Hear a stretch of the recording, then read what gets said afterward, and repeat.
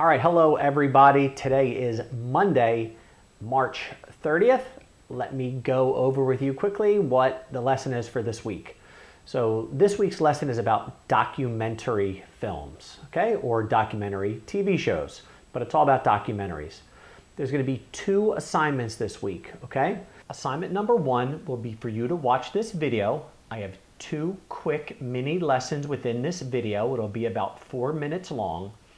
And when you are done watching my lesson, you will go to the Google Doc, find the assignment called Documentary Critique 1, and answer some questions about what you watched here in my lesson. So let's take a look.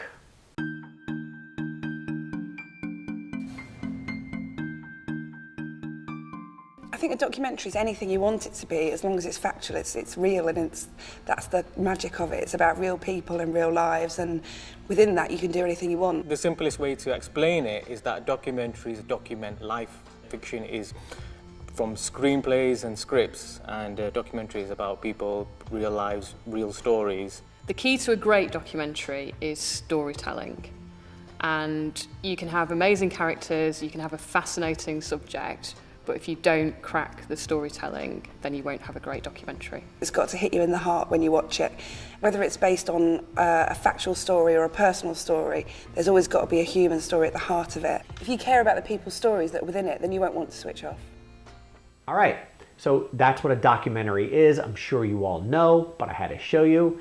All right, the next thing you're going to see is how an editor edits a documentary and things that you have to film as a documentary filmmaker. You're going to see a term called A-roll and B-roll.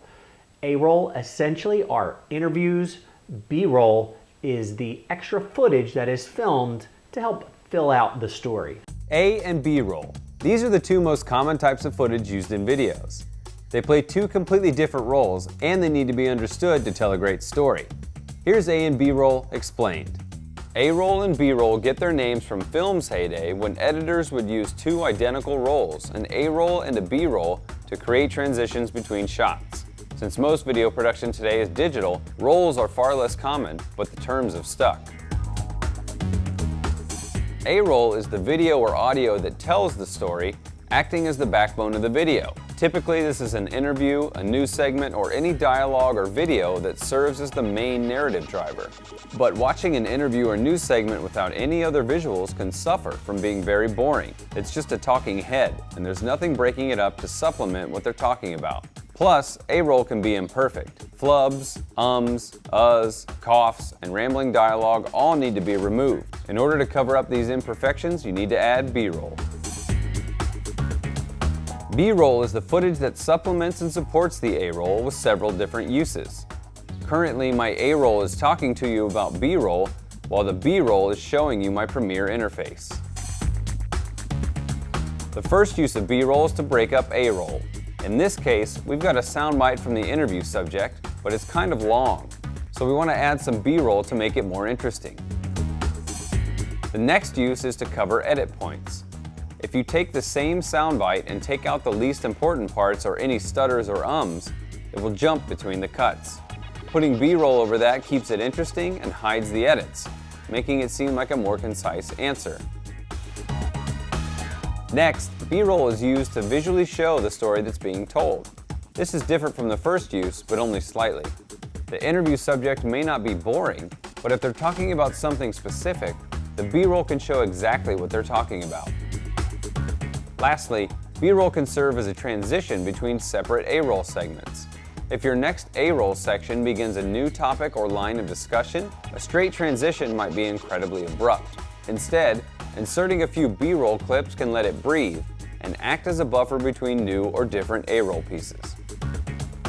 Whatever B-roll footage you choose to use, make sure each shot supports the narrative being driven by the A-roll media. Without B-roll, many stories would suffer because they wouldn't be that dynamic.